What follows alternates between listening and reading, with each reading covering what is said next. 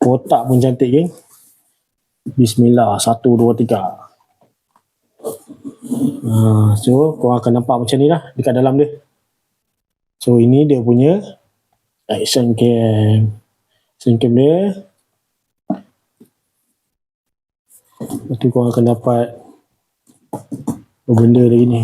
Macam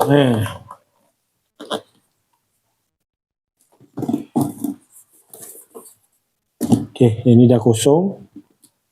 So ada apa kat dalam ni?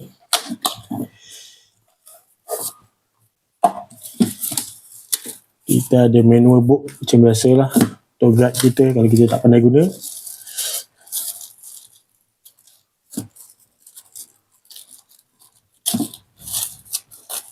Koyak terus kan.